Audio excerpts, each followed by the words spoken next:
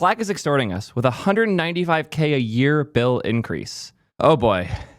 Spending as much as a big company with tens of thousands of people using the service isn't too big a deal, but spending this much money for something that a small nonprofit is doing, like Hat Club in this case, is entirely unacceptable. And as such, the response to this has been massive. It front paged on HN, they got responses from the CEO, and everyone's been talking all about how much they hate Slack and how evil they are as a company. And honestly, I have a lot to say.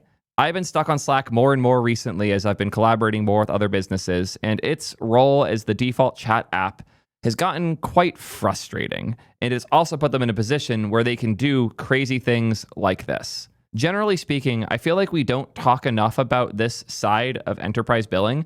A lot of people who are popular online don't have companies with lots and lots of employees, and they don't run into these types of problems.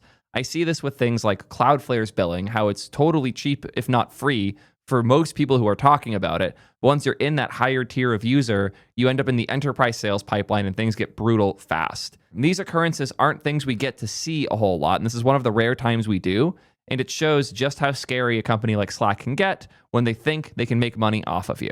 I'm very excited to dive in, but since this will certainly guarantee I never get a deal on Slack in the future, I'm going to cover my bases and do a quick sponsor break so we can afford our Slack bill next year. While I might not have been shipping much lately, my team has. The amount of PRs they're putting up recently is absurd. But that also means the amount of build time that we're waiting on is absurd too. At least it was, until we discovered today's sponsor, Depot. Depot will make your CI significantly faster. From speeding up your Docker builds to just running actions quicker, they really have this figured out, and the results speak for themselves. Posthog builds 19 times faster on Depot than they do on traditional GitHub Actions. Mastodon builds 28 times faster, going from an hour-long build to 2 minutes and 11 seconds. That's genuinely unbelievable, but there's a reason all of these companies have been making the move over. Honestly, the stats kind of speak for themselves. Their GitHub Action runners are 30% faster with their CPUs, and their networking is 10 times faster, which means the cache is significantly more performant. So if you are caching things, you'll immediately see a massive benefit. They've been abusing the power of that cache recently, and they created some really cool stuff. The ability to spin up a remote agent sandbox on Depot using Claude Code. Since they can cache and persist the dev environment, all your packages and environment variables and all the other annoying things to set up, they're able to spin up that instance almost instantly. And then you can run Claude Code in the cloud without needing some crazy third-party service. While this is just like a built-in feature. If you're ready for your builds to move as fast as your team, look no further. Check them out now at soidiv.link/depot. Let's dive in. I hate these stories, especially for groups like Hat Club that are so important. They should not have these problems. And it is deeply, deeply frustrating to me when these things happen. For nearly 11 years, Hat Club, which is a nonprofit that provides coding education and community to teenagers worldwide, has used Slack as the tool for comms. We weren't freeloaders. I love the fact that they are using Slack for communication, not because Slack is great or whatever, but since these are teens who are learning about code and community early in their lives, Slack is the tool they're going to use at their jobs a large portion of the time. So starting there is actually really nice, getting them familiar with the tool and used to using it for work early. I like the idea of a community like Hat Club using Slack, and Slack should like this too because it gets them bought in for life. But apparently their process doesn't take good enough care. They were not freeloaders, they call it specifically. A few years ago, when Slack transitioned us from their free nonprofit plan to a $5,000 a year arrangement, we happily paid. Mistake number one, letting them charge you anything. If you're bringing them more value than they're giving you, do not let them charge you. As soon as they did this, a death spiral inevitably started where they were going to try and upsell wherever they could. At the time, they felt that the $5,000 a year was reasonable because they valued the service that they provided to the community, so they happily paid. However, 2 days ago, Slack reached out to us and said that if we don't agree to pay an extra $50K this week and $200K a year, they'll deactivate our Slack workspaces and delete all of our message history. This is the problem with Slack. Since your chat history is so important and so deeply tied to your business, they can hold that hostage.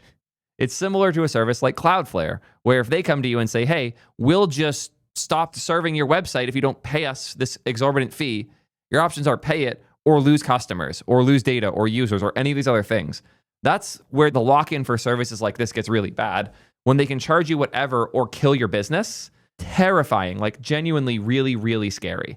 And Slack is kind of well known for doing this in particular, and I hate that.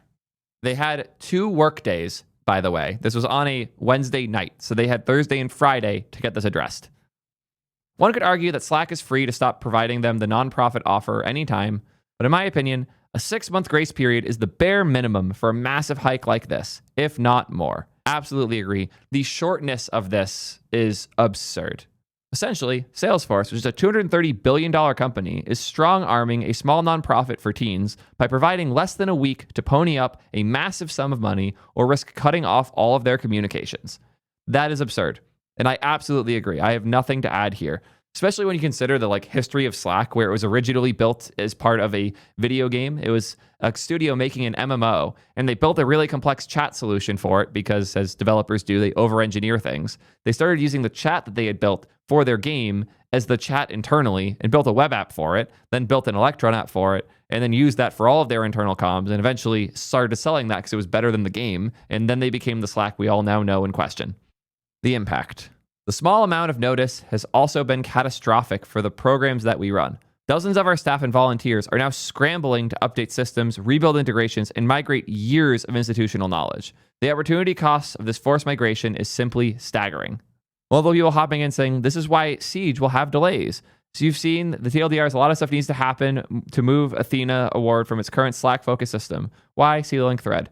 If you haven't heard the news, there's a lot of work currently underway at HQ to move away from Slack. For the summer of making, we'll be soon to move to an email-focused login till we figure stuff out. So everything from their logins to their APIs for tracking who's doing what, to their issue systems, to their everything seems to be built on Slack. It's become an essential core to what they're doing with Hat Club. And it just got lit on fire because the wrong salesperson got handed the opportunity. Anyway, we're moving to Mattermost. This experience has taught us that owning your data is incredibly important, and if you're a small business especially, I'd advise you move away too. The post is rushed out because, well, it's been a shock. If you have any additional details, feel free to send me an email. Let's talk about the Slack problem. Slack problem started from somewhere relatively simple. Live chats for businesses sucked. Before Slack, the majority of business comms were done via emails and meetings. Instant messaging is a really powerful thing, but it was seen as a thing people did in their personal lives. Everything from AIM to Facebook Messenger very much skewed towards the personal use cases. And the idea of an instant messaging platform for companies just didn't really exist. There were attempts to explore it, but nobody had this core set of concepts like channels, threads, inline replies, and all the other things we now expect to have with notifications, tagging, and all the essentials of a good chat experience. Those were things that existed much more so in the gaming world than they existed inside of the business world, which is why Slack could exist in the first place, because Slack started as a gaming company. MMOs very much needed good live chat with a bunch of different features, so they built a absurdly unnecessarily complex chat as a result. Because of that, and also the MMO failing, they decided to break out the chat because they were already using it for internal stuff, and they turned that internal chat into the Slack we now know. This went surprisingly well for them. The adoption picked up quick and grew massively because it turns out that having good instant messaging with these characteristics is useful as a fast-moving business. Previous attempts to do things like it were too focused on async comms, and Slack really wanted synchronous live back and forths in a chat interface with tagging. And it turned out a lot of people also wanted that, so they won quickly. And it's kind of funny when you think about it, that the two major players in these business community instant message chat solutions are Slack and Discord, because both are very much gaming companies in their blood. Discord didn't start as much a gaming company as Slack did, which is funny because we think of Discord as for gamers and Slack as for companies. But they both have deep roots in gaming because gaming needed the immediacy of comms more than other fields did. But it turns out that good instant messaging is useful for a lot of different things. So Slack and Discord were the two attempts at building good instant messaging for gamers. Slack went way harder into the business world, eventually selling over to Salesforce, and Discord made the hard pivot away from business to lock in on gamers and is now not able to make money and either needs to pivot or accept defeat. It's been sad because I still prefer a lot of the ergonomics of Discord to Slack. Neither are ideal, but both are a lot better than not having a business-ready instant messaging solution. And then, of course, the industry responded because we're not going to let gamers win all of the money in a space like this, right? And we ended up with everyone's favorite, Microsoft Teams. Yeah, So the benefits of Slack are that everyone uses it, it's integrated everywhere, and most importantly, the shared channel stuff is super powerful, where I can have a channel in my Slack for my company and share it with a channel that your company has. And now we have people from both companies talking together in this one space. The vast majority of my Slack channels are just shared channels with other companies that I'm working with as a collaboration tool. And Slack's great for that. In fact, they got that built in so early as they were building up adoption, makes it really, really hard for them to drop Slack. Even my friends at Microsoft that I work with, we have a shared Slack channel for talking because Microsoft Teams' ability to do that just isn't there. And since Slack has become essential in this way, because once you have an instant messaging app that is how you alert people, how you talk to people, how you share your knowledge, how your business operates, it goes from being a thing that your business doesn't have to a thing that's essential to your business really quickly, which also means they can charge increasing amounts of money. For reference, Discord costs nothing. Slack costs $18 per user per month for the standard Business Plus plan. Apparently, it's mostly AI improvements, but also you get SAML single sign-on and SCIM user management. If you're willing to give up the sign-in and auth stuff, it's only $9 per month per user. So now imagine you have 100 employees, each are paying $875 per month. That's $10,000 for a 100-person company per year. Minimum that you're paying to Slack just to not lose your message history. In the moment that you miss anything, you end up having a ton of your history deleted. They have other hard caps on this too. I know that Levels mentioned it. He was paying $120K a year for a chat app that was just one feature of Nomad List because they charge per user. So this is for his jobs listing site. And a lot of companies wanted to communicate with him via Slack. So he had a Slack for it, but it was costing him an insane amount of money. And if he wasn't to pay, there would only be 1,000 messages in the history because that's the other hard cap they have. And with 600 messages a day, they would lose all of their messages daily, which is kind of crazy.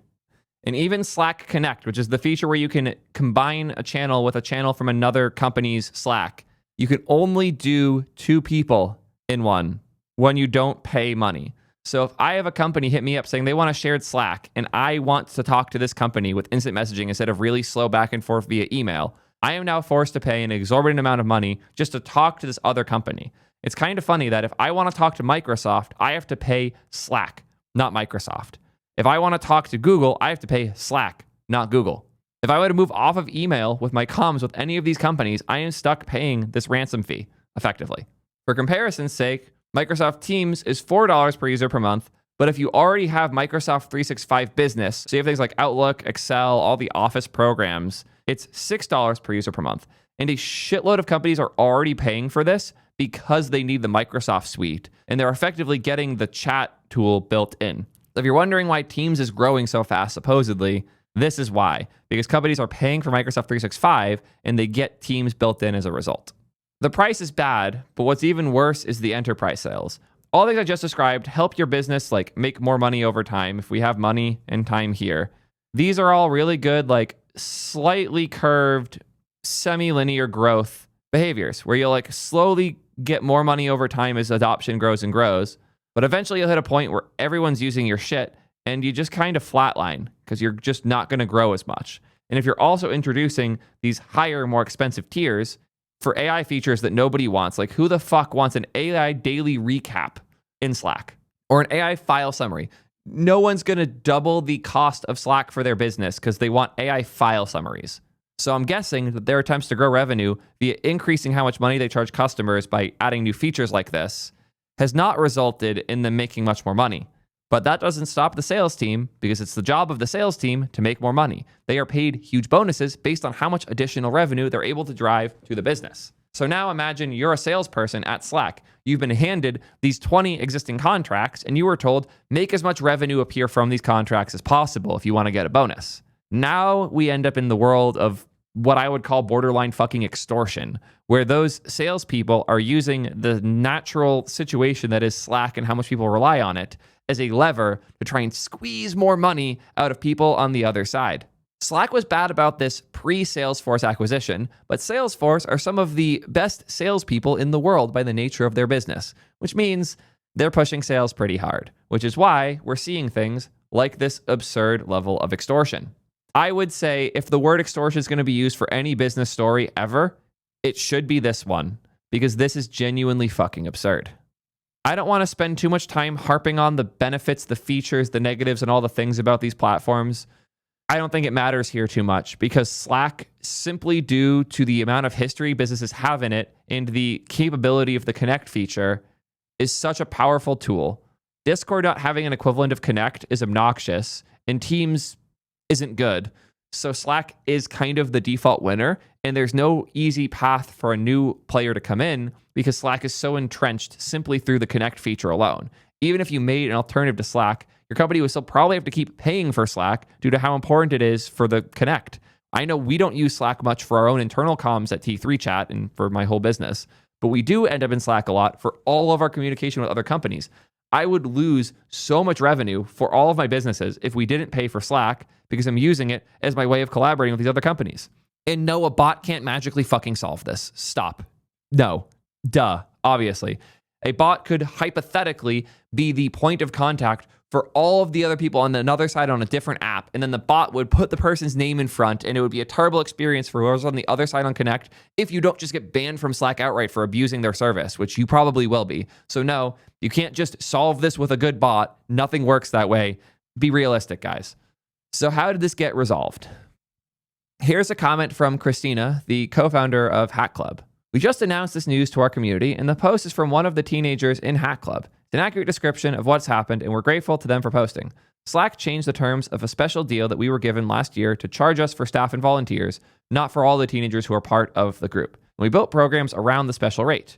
Then, this spring, they changed the terms to every single user without telling them or sending a new contract, and then ignored our outreach and delayed us and told us to ignore the bill and not to pay as late as August 29th. Then suddenly, they called us 2 days ago and said they're going to deactivate the Hack Club Slack, including all message history from 11 years, unless we pay them $50,000 immediately and $200,000 a year. That's insane. For anyone reading this, we would really appreciate any way to contact the people at Salesforce to discuss the time to migrate, because deactivating us in 5 days destroys all the work of thousands of teen coders at Hack Club and alum unnecessarily. We're not asking for anything for free. This was an underhanded process by the sales team to raise our rate exorbitantly from a qualified educational 501c3 charity serving young developers or destroy all of their projects, DMs, and work forever. If Salesforce goals have changed, okay. Give us a reasonable amount of time to migrate, and don't club us over the head like this. We've had an 11-year great relationship with Slack. We've introduced the company to many future engineers and founders. My email, if you can help us out, is Christina@HackClub. Hi everyone, Denise Dresser here, CEO of Slack. As Rob shared, this was our mistake. An oversight in our billing process caused the issue, and I'm truly sorry for the concern it's created. As soon as our team learned about it, we corrected it and restored the Hack Club's nonprofit pricing. It shouldn't be nonprofit pricing. It should be nonprofit lack of pricing. Fee waiving. Just give it to them for fucking free. They're a nonprofit. Jesus Christ. Christina, we've reached out directly and are committed to working with Hack Club to ensure your workspace remains fully accessible and that you have everything you need to keep inspiring the next gen of coders. We're reviewing our billing and communications process so this doesn't happen again. Don't think many readers here will be taken in by this performative apology and believe it's anything other than it is. We're sorry-ish that our routine pressure tactics and revenue min-maxing practices got exposed publicly. We are actually grateful it was caught now rather than after we deleted their account. That fallout would have cost us far more inconvenience to clean up. Thanks to the limited attention this has drawn, we only need to relax the thumb screws briefly, rather than pretend to overhaul the practices themselves, which would still have been, just like the apology, performative and short-lived. An oversight in billing processes does not explain why one of your representatives demanded of a long-term customer that if they don't pay these crazy fees, they'll delete the entire workspace and all of their chat history. The demand is reported as being made on 9/16. The post detailing it is 9/18. The HN submission is 9/18. Is it your position, as soon as our team learned about it, is defined as when the HN submission was created and received so much attention? Because it sure looks that way. Yep, I agree. The fact that an 11 years long customer has to go viral as a non-profit to just keep their Slack is genuinely fucking absurd. This gives me so little faith in Slack that I can say relatively confidently that if you don't need Slack for your business, get off Slack. And if you do need Slack for your business, I'm sorry, get on the minimum tier and have as few people in Slack as possible and find something else you can use instead. This is really pathetic and genuinely unbelievable. I cannot fathom that this business exists, much less does things this egregiously. I will be donating to them. I highly recommend you do as well. The link will be in the description if you want to support teens learning to code through Hack Club. I'm throwing them $1,000. You don't have to match my donation, but if you can throw them some money, it's worth doing. These guys deserve it. Cropping to hide my email, but I have confirmed my donation. We did get the official update from Hack Club, which is that they're donating 5 years of Slack Enterprise Plus to Hack Club. Cool. Why aren't they going to donate money? Apparently, the CEO is going to join them in New York in November for the event. That's cool. Give them fucking money. I have now paid more to Hack Club than they have paid to Hack Club. What? It's just insane to me. Like, I have now contributed more financially to Hack Club than Slack as a $260 billion company has. If you also want to contribute more to Hack Club than Slack has, the link's in the description. You can send them $5 and it's more than Slack has done. Fuck Slack. Seriously. This is such performative bullshit. I understand why the Hack Club people are being so kind and courteous with them, because the alternative is they get fucked. But that's what I'm here for. I'm here to explain how evil Slack is, how pathetic it is that they're not donating at least the $5,000 that was spent, if not $50,000 or more, as a small apology. Let's see if we can raise a bunch of money for Hack Club to make up for the fact that Slack is extortionist bullshit. Fuck this. I'm pissed. Did not love this. Do not love Slack. Position yourself carefully when you rely on things like this. I got nothing else to tell you guys. I hope this was useful. Let me know what you think. And until next time, please stop paying Slack so much money if you can avoid it.